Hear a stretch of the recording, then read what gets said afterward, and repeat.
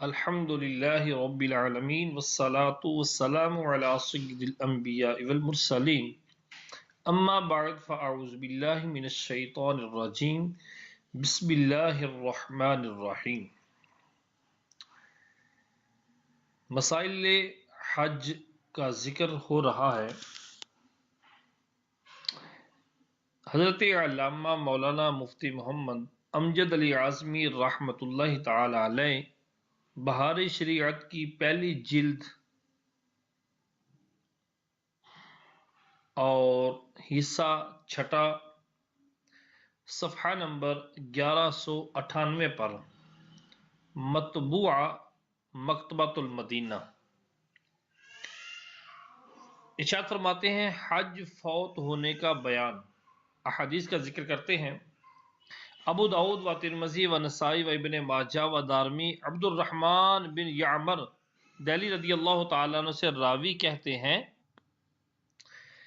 کہ میں نے رسول اللہ صلی اللہ تعالی علیہ وآلہ وسلم کو فرماتے سنا کہ حج عرفہ ہے۔ جس نے مزدلفہ کی رات میں طلوع فجر سے قبل وقوف عرفہ پا لیا اس نے حج پا لیا۔ حدیث نمبر 2، دارقطنی نے ابن عمر و ابن عباس رضی اللہ تعالی عنہما سے روایت کی کہ رسول اللہ صلی اللہ تعالی علیہ وآلہ وسلم نے فرمایا، جس کا وقوف عرفہ رات تک میں فوت ہو گیا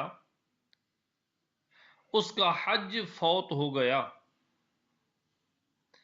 تو اب اسے چاہیے کہ عمرہ کر کے احرام کھول ڈالے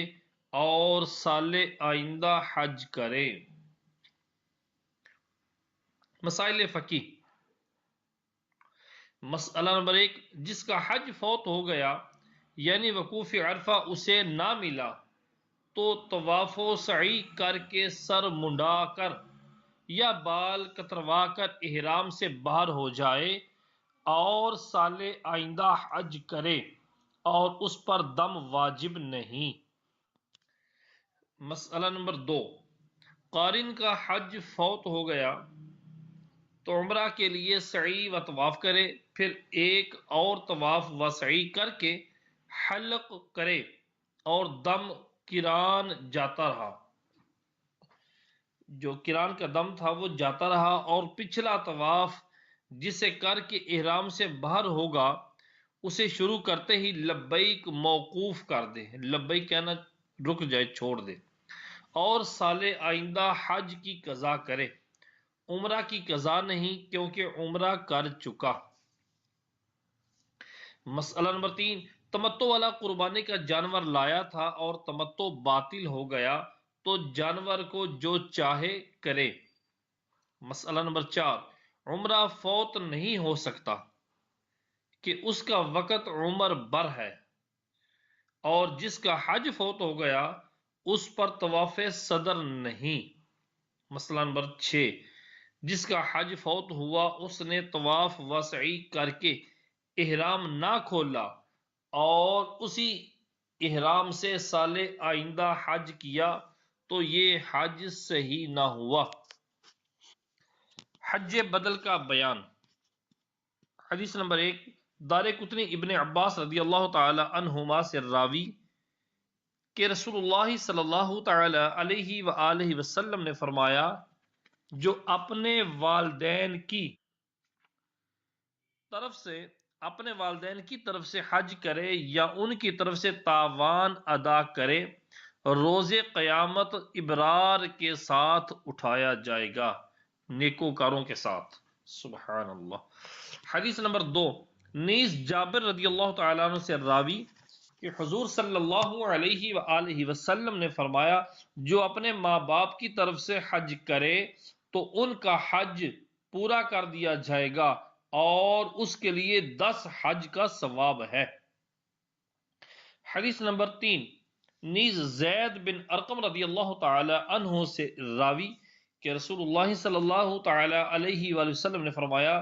جب کوئی اپنے والدین کی طرف سے حج کرے گا تو مقبول ہوگا اور ان کی روحیں خوش ہوں گی اور یہ اللہ عز و جل کے نزدیک نیکوکار لکھا جائے گا۔ حدیث نمبر 4، ابو حفص کبیر انس رضی اللہ تعالیٰ عنہ سے راوی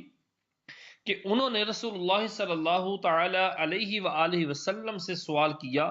کہ ہم اپنے مردوں کی طرف سے صدقہ کرتے اور ان کی طرف سے حج کرتے اور ان کے لیے دعا کرتے ہیں، آیا یہ ان کو پہنچتا ہے؟ فرمایا ہاں، بے شک ان کو پہنچتا ہے، اور بے شک وہ اس سے خوش ہوتے ہیں جیسے تمہارے پاس طبق میں کوئی چیز ہدیہ کی جائے تو تم خوش ہوتے ہو۔ حدیث نمبر 5، صحیحین میں ابن عباس رضی اللہ تعالی عنہما سے مروی کہ ایک عورت نے عرض کی، یا رسول اللہ علیہ وسلم، میرے باپ پر حج فرض ہے اور وہ بہت بوڑھے ہیں کہ سواری پر بیٹھ نہیں سکتے، کیا میں ان کی طرف سے حج کروں؟ فرمایا ہاں۔ حدیث نمبر 6، ابو داؤد و ترمذی و نسائی ابی رزین عقیلی رضی اللہ تعالیٰ عنہ سے راوی کہ نبی کریم صلی اللہ تعالی علیہ وآلہ وسلم کی خدمت میں حاضر ہوئے اور عرض کی، یا رسول اللہ عز و جل صلی اللہ تعالی علیہ وآلہ وسلم، میرے باپ بہت بوڑھے ہیں، حج و عمرہ نہیں کر سکتے اور حدوج پر بھی نہیں بیٹھ سکتے۔ فرمایا اپنے باپ کی طرف سے حج و عمرہ کرو۔ مسئلہ نمبر 1، عبادت 3 قسم کی ہے۔ نمبر 1 بدنی، نمبر 2 مالی، اور نمبر 3 مرکب۔ بدنی عبادت، عبادت بدنی میں نیابت نہیں ہو سکتی، یعنی ایک کی طرف سے دوسرا ادا نہیں کر سکتا، جیسے نماز، روزہ۔ مالی عبادت میں نیابت، نائب ہونا بہرحال جاری ہو سکتی ہے۔ مالی عبادت میں نیابت جاری ہو سکتی ہے، نائب کر سکتا ہے، جیسے زکوٰۃ و صدقہ۔ مرکب میں اگر عاجز ہو تو دوسرا اس کی طرف سے کر سکتا ہے، ورنہ نہیں۔ مرکب عبادت، اس میں اگر بندہ عاجز ہو تو دوسرا اس کی طرف سے کر سکتا ہے، ورنہ نہیں، جیسے حج۔ رہا ثواب پہنچنا، کہ جو کچھ عبادت کی اس کا ثواب فلاں کو پہنچے، اس میں کسی عبادت کی تخصیص نہیں، ہر عبادت کا ثواب دوسرے کو پہنچ سکتا ہے۔ نماز، روزہ، زکوٰۃ، صدقہ، حج، تلاوت قرآن، ذکر، زیارت قبور، فرض و نفل، سب کا ثواب زندہ یا مردہ کو پہنچایا جا سکتا ہے، اور یہ نہ سمجھنا چاہیے کہ فرض کا پہنچا دیا تو اپنے پاس کیا رہ گیا، کہ ثواب پہنچانے سے اپنے پاس سے کچھ نہ گیا، لہذا فرض کا ثواب پہنچانے سے پھر وہ فرض عود نہ کرے گا، کہ یہ تو ادا کر چکا، اس کی ذمہ سے ساقط ہو چکا، ورنہ ثواب کس شے کا پہنچاتا ہے۔ اس سے بخوبی معلوم ہو گیا کہ فاتحہ مروجہ جائز ہے۔ جو ہمارے ہاں مروجہ طریقہ ہے فاتحہ خوانی کا، ایصال ثواب کا، وہ جائز ہے، کہ وہ ایصال ثواب ہے، اور ایصال ثواب جائز بلکہ محمود، بہت اچھا ہے۔ البتہ کسی معاوضے پر ایصال ثواب کرنا، مثلا بعض لوگ کچھ لے کر قرآن مجید کا ثواب پہنچاتے ہیں، یہ ناجائز ہے، یہ ٹھیک نہیں، جائز نہیں، کہ پہلے جو پڑھ چکا ہے اس کا معاوضہ لیا تو یہ بیع ہوئی، اور بیع قطعاً باطل و حرام ہے،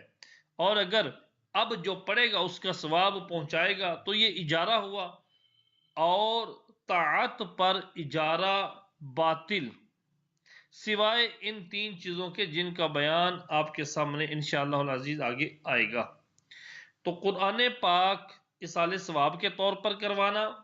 یا ویسے قرآن خوانی کروانا، تو رقم دے کر پہلے کروانا یا کروا کر رقم دینا،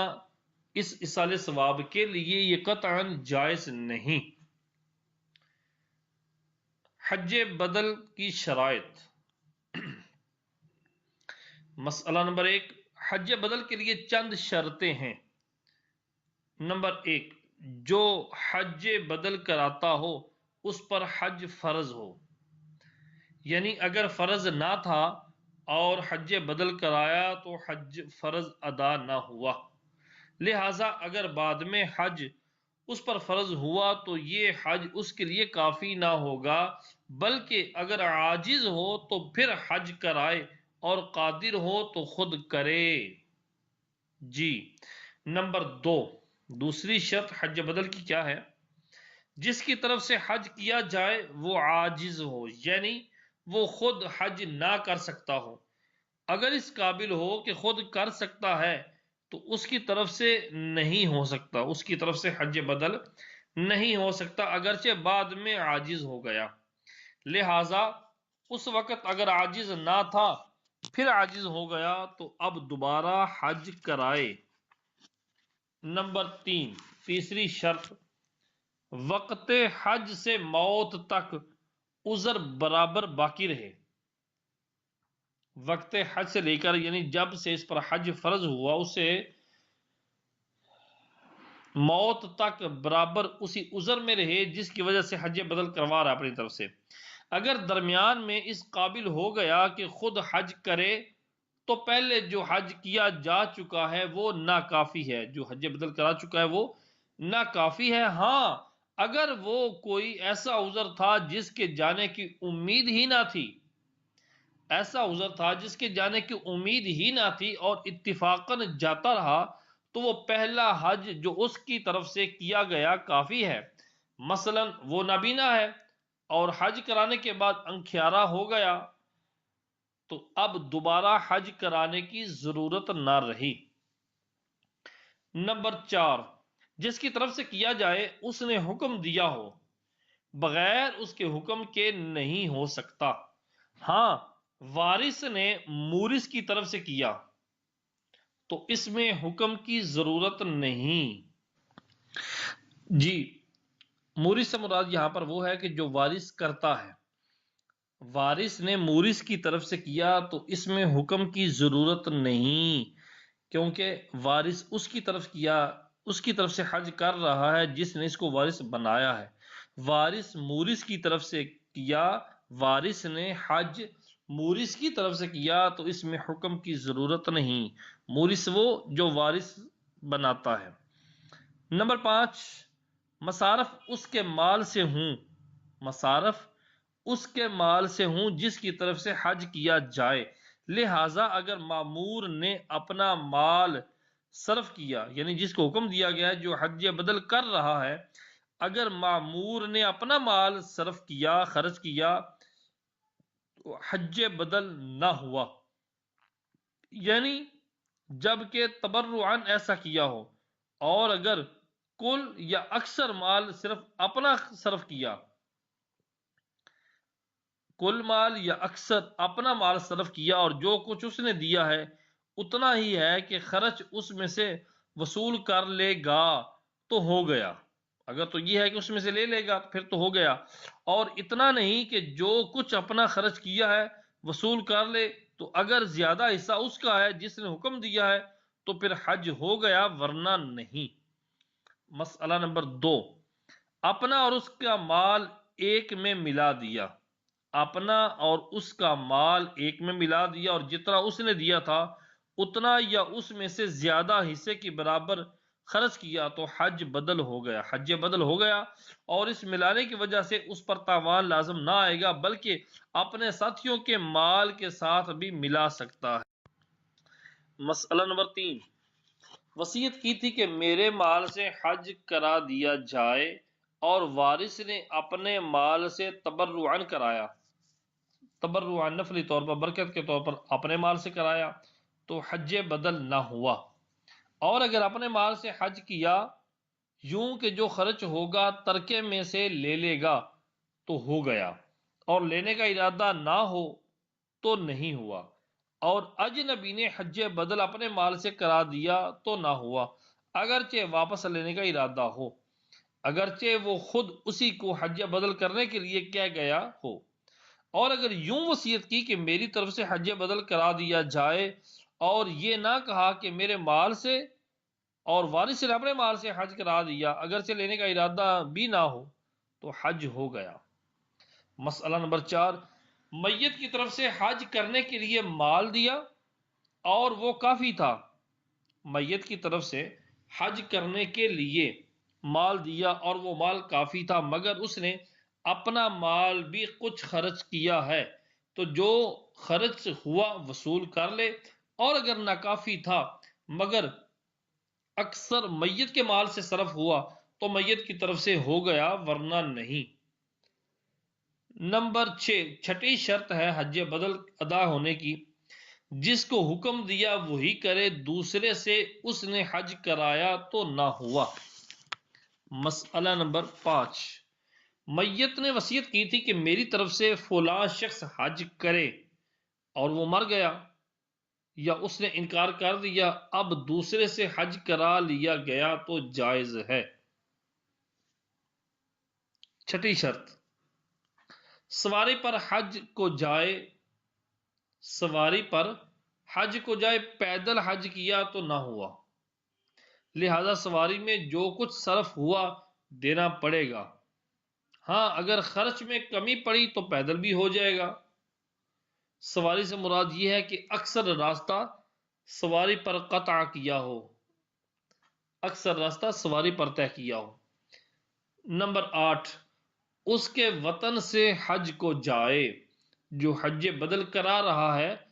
اس کے وطن سے حج کو جائے۔ نمبر 9، میقات سے حج کا احرام باندھے اگر اس نے اس کا حکم کیا ہو، کروانے والے نے۔ نمبر 10، اس کی نیت سے حج کرے اور افضل یہ ہے کہ زبان سے بھی لبیک عن فلان کہہ لے، اور اگر اس کا نام بھول گیا تو یہ نیت کر لے کہ جس نے مجھے بھیجا ہے اس کی طرف سے کرتا ہوں، اور ان کے علاوہ اور بھی شرائط ہیں جو ضمناً آپ کے سامنے مذکور ہو جائیں گی، عرض کر دوں گا۔ یہ شرطیں جو آپ کے سامنے عرض کیں یہ حج فرض میں ہے۔ حج فرض کا جو بدل ادا کرنا ہے، حج بدل جو فرض کا ادا کرنا ہے جی، اس کی شرائط ہیں۔ حج نفل ہو تو ان میں کوئی شرط نہیں، حج نفل ہو تو ان میں سے کوئی شرط اس کے لیے نہیں۔ مسئلہ نمبر 6، احرام باندھتے وقت یہ نیت نہ تھی کہ کس کی طرف سے حج کرتا ہوں۔ جب احرام باندھ رہا تھا اس وقت کوئی نیت نہیں تھی، یہ نیت نہیں تھی کہ کس کی طرف سے حج کرتا ہوں، تو جب تک حج کے افعال شروع نہ کیے اختیار ہے کہ نیت کر لے۔ نمبر 7، جس کو بھیجے اس سے یوں نہ کہے کہ میں نے تجھے اپنی طرف سے حج کرنے کے لیے اجیر بنایا یا نوکر رکھا، کہ عبادت پر اجارہ کیسا، عبادت پر اجارہ نہیں کرنا چاہیے، بلکہ یوں کہے کہ میں نے اپنی طرف سے تجھے حج کے لیے حکم دیا، اور اگر اجارے کا لفظ کہا جب بھی حج ہو جائے گا مگر اجرت کچھ نہ ملے گی، صرف مصارف ملیں گے۔ جی صرف مصارف ملیں گے، یعنی وہاں پر جو اس نے خرچ کرنے ہیں، جو جگہ جہاں پر حج ادا کرنا ہے، جو ارکان ادا کرے گا وہی بدلے میں اس کو ملیں گے، اجرت نہیں ملے گی۔ نمبر 8، حج بدل کی سب شرطیں جب پائی جائیں، حج بدل کی سب شرطیں جب پائی جائیں تو جس کی طرف سے کیا گیا اس کا فرض ادا ہوا، اور یہ حج کرنے والا بھی ثواب پائے گا، مگر اس حج سے اس کا حجت الاسلام ادا نہ ہوگا، جو اسلام کا اصل حج ہے وہ اس کا ادا نہ ہوگا، وہ تو جس نے بھیجا ہے وہی ثواب کا حامل ہوگا، اگرچہ کہ ثواب اس کو بھی ملے گا۔ مسئلہ نمبر 9، بہتر یہ ہے کہ حج بدل کے لیے ایسا شخص بھیجا جائے جو خود حجت الاسلام حج فرض ادا کر چکا، اور اگر ایسے کو بھیجا جس نے خود نہیں کیا جب بھی حج بدل ہو جائے گا، اور اگر خود اس پر حج فرض ہو اور ادا نہ کیا ہو تو اسے بھیجنا مکروہ تحریمی ہے۔ خود حج فرض تھا، ادا نہیں کیا، تو پھر اس بندے کو حج بدل کے لیے بھیجنا یہ مکروہ تحریمی ہے۔ مسئلہ نمبر 10، افضل یہ ہے کہ ایسے شخص کو بھیجیں جو حج کے طریقے اور اس کے افعال سے آگاہ ہو، اور بہتر یہ ہے کہ آزاد مرد ہو، اور اگر آزاد عورت یا غلام یا باندی یا مراہق یعنی قریب البلوغ بچے سے حج کرایا جب بھی ادا ہو جائے گا۔ مسئلہ نمبر 11، مجنون یا کافر، مثلا وہابی زمانہ، اس زمانے کے بد مذہب لوگ کو بھیجا تو ادا نہ ہوا کہ یہ اس کے اہل ہی نہیں۔ مسئلہ نمبر 12، دو شخصوں نے ایک ہی کو حج بدل کے لیے بھیجا، اس نے ایک حج میں دونوں کی طرف سے لبیک کہا تو دونوں میں سے کسی کی طرف سے نہ ہوا بلکہ اس حج کرنے والے کا ہوا، اور دونوں کو تاوان دے، اور اب اگر چاہے کہ دونوں میں سے ایک کے لیے کر دے تو یہ بھی نہیں کر سکتا، اور اگر ایک کی طرف سے لبیک کہا مگر یہ معین نہ کیا کہ کس کی طرف سے ہے تو اگر یوں ہی مبہم رکھا جب بھی کسی کا نہ ہوا، اور اگر بعد میں یعنی افعال حج ادا کرنے سے پہلے معین کر لیا تو جس کے لیے کیا اس کا ہو گیا، اور اگر احرام باندھتے وقت کچھ نہ کہا کہ کس کی طرف سے ہے، نہ معین نہ مبہم، جب بھی یہی دونوں صورتیں ہیں۔ مسئلہ نمبر 13، ماں باپ دونوں کی طرف سے حج کیا تو اس اختیار ہے کہ اس حج کو باپ کے لیے کر دے یا ماں کے لیے، اس کا حج فرض ادا ہوگا، یعنی جب کہ ان دونوں نے اسے حکم نہ کیا ہو، اور اگر حج کا حکم دیا ہو تو اس میں بھی وہی احکام ہیں جو آپ کے سامنے ابھی ذکر کیے ہیں، اور اگر بغیر کہے اپنے آپ دو شخصوں کی طرف سے حج نفل کا احرام باندھا تو اختیار ہے، بلکہ ثواب تو دونوں کو پہنچا سکتا ہے۔ مسئلہ نمبر 14، حج فرض ہونے کے بعد مجنون ہو گیا، حج فرض ہونے کے بعد مجنون ہو گیا تو اس کی طرف سے حج بدل کرایا جا سکتا ہے۔ مسئلہ نمبر 15، صرف حج یا صرف عمرہ کو کہا تھا، اس نے دونوں کا احرام باندھا، خواہ دونوں اسی کی طرف سے کیے یا ایک اس کی طرف سے دوسرا اپنی یا کسی اور کی طرف سے، بہرحال اس کا حج ادا نہ ہوا، تاوان دینا آئے گا۔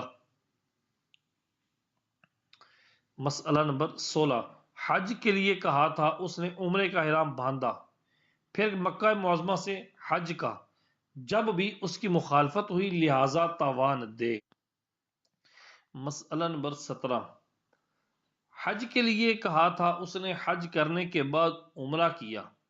یا عمرہ کے لیے کہا تھا، اس نے عمرہ کر کے حج کیا تو اس میں مخالفت نہ ہوئی، اس کا حج یا عمرہ ادا ہو گیا، مگر اپنے حج یا عمرہ کے لیے جو خرچ کیا خود اس کے ذمہ ہے، بھیجنے والے پر نہیں، اور اگر الٹا کیا یعنی جو اس نے کہا اسے بعد میں کیا تو مخالفت ہو گئی، اس کا حج یا عمرہ ادا نہ ہوا، تاوان دے۔ مسئلہ نمبر 18، ایک شخص نے اس سے حج کو کہا، دوسرے نے عمرے کو، ایک نے حج کا کہا دوسرے عمرے کا، مگر ان دونوں نے جمع کرنے کا حکم نہ دیا تھا، اس نے دونوں کو جمع کر دیا تو دونوں کا مال واپس دے، اور اگر یہ کہہ دیا تھا کہ جمع کر لینا تو جائز ہو گیا۔ نمبر 19، افضل یہ ہے کہ جسے حج بدل کے لیے بھیجا جائے وہ حج کر کے واپس آئے اور جانے آنے کے مصارف بھیجنے والے پر ہے، اور اگر وہیں رہ گیا جب بھی جائز ہے۔ جی مسئلہ نمبر 19، دوبارہ سماعت فرمائیں۔ افضل یہ ہے کہ جسے حج بدل کے لیے بھیجا جائے وہ حج کر کے واپس آئے، اور جانے آنے کے مصارف بھیجنے والے پر ہیں، اور اگر وہیں رہ گیا جب بھی جائز ہے۔ نمبر 20، حج کے بعد قافلے کے انتظار میں جتنے دن ٹھہرنا پڑے ان دنوں کے مصارف بھیجنے والے کے ذمہ ہیں، اخراجات وغیرہ بھیجنے والے کے ذمہ ہیں، اور اس سے زائد ٹھہرنا ہو تو خود اس کے ذمہ، مگر جب وہاں سے چلا تو واپسی کے مصارف بھیجنے والے پر ہیں، اور اگر مکہ معظمہ میں بالکل رہنے کا ارادہ کر لیا تو اب واپسی کے اخراجات بھی بھیجنے والے پر نہیں۔ نمبر 21، جس کو بھیجا وہ اپنے کسی کام میں مشغول ہو گیا اور حج فوت ہو گیا تو تاوان لازم ہے۔ پھر اگر سال آئندہ اس نے اپنے مال سے حج کر دیا تو کافی ہو گیا، اور اگر وقوف عرفہ سے پہلے جمع کیا جب بھی یہی حکم ہے، اور اسے اپنے مال سے سال آئندہ حج و عمرہ کرنا ہوگا، اور اگر وقوف کے بعد جمع کیا تو حج ہو گیا اور اس پر اپنے مال سے دم دینا لازم ہے، اور اگر غیر اختیاری آفت میں پڑا مبتلا ہو گیا تو جو کچھ پہلے خرچ ہو چکا ہے اس کا تاوان نہیں، مگر واپسی میں اب اپنا مال خرچ کرے۔ مسئلہ نمبر 22، نزدیک راستہ چھوڑ کر دور کی راہ سے گیا کہ خرچ زیادہ ہوا، اگر اس راہ سے حاجی جایا کرتے ہیں تو اس کا اسے اختیار ہے کہ قریب سے جائے یا دور سے جائے، جبکہ دور سے بھی حاجی جایا کرتے ہوں دور والے راستے سے۔ مسئلہ نمبر 23، مرض یا دشمن کی وجہ سے حج نہ کر سکا یا کسی طرح پر محصر ہوا تو اس کی وجہ سے جو دم لازم آیا وہ اس کے ذمہ ہے جس کی طرف سے گیا، اور باقی ہر قسم کے دم اس کے ذمہ ہے، مثلا سلا ہوا کپڑا پہنا یا خوشبو لگائی یا بغیر احرام میقات سے آگے بڑھا یا شکار کیا یا بھیجنے والے کی اجازت سے قران و تمتع کیا۔ مسئلہ نمبر 24، جس پر حج فرض ہو یا قضا یا منت کا حج اس کے ذمے ہو اور موت کا وقت قریب آ گیا تو واجب ہے کہ وصیت کر جائے۔ نمبر 25، جس پر حج فرض ہے اور نہ ادا کیا نہ وصیت کی تو بالاجماع گناہ گار ہے۔ اگر وارث اس کی طرف سے حج بدل کرانا چاہے تو کرا سکتا ہے، انشاءاللہ تعالی امید ہے کہ ادا ہو جائے گا، اور اگر وصیت کر گیا تو تہائی مال سے کرایا جائے، میت کا جو تہائی مال ہے اس سے حج بدل کرایا جائے، اگرچہ اس نے وصیت میں تہائی کی قید نہ لگائی، مثلا یہ کہہ کر مرا کہ میری طرف سے حج بدل کرایا جائے تو کرا دیا جائے لیکن اس کے تہائی مال سے۔ مسئلہ نمبر 26، تہائی مال کی مقدار اتنی ہے کہ وطن سے حج کے مصارف کے لیے کافی ہے تو وطن ہی سے آدمی بھیجا جائے، ورنہ بیرون میقات جہاں سے بھی اس تہائی سے بھیجا جا سکے یوں ہی۔ اگر وصیت میں کوئی رقم معین کر دی ہو تو اس رقم میں اگر وہاں سے بھیجا جا سکتا ہے تو بھیجا جائے، ورنہ جہاں سے ہو سکے، اور اگر وہ تہائی یا رقم معین بیرون میقات کہیں سے بھی کافی نہیں تو پھر وصیت باطل ہے۔ مسئلہ نمبر 27، کوئی شخص حج کو چلا اور راستے میں یا مکہ معظمہ میں وقوف عرفہ سے پہلے اس کا انتقال ہو گیا تو اگر اسی سال اس پر حج فرض ہوا تھا تو وصیت واجب نہیں، اور اگر وقوف کے بعد انتقال ہوا تو حج ہو گیا۔ پھر اگر طواف فرض باقی ہے اور وصیت کر گیا کہ اس کا حج پورا کر دیا جائے تو اس کی طرف سے بدنہ کی قربانی کر دی جائے۔ بدنہ کیا ہے اس کی وضاحت انشاءاللہ العزیز آئے گی، آپ کے سامنے بالتفصیل عرض کروں گا۔ صلو علی الحبیب صلی اللہ تعالی علی محمد۔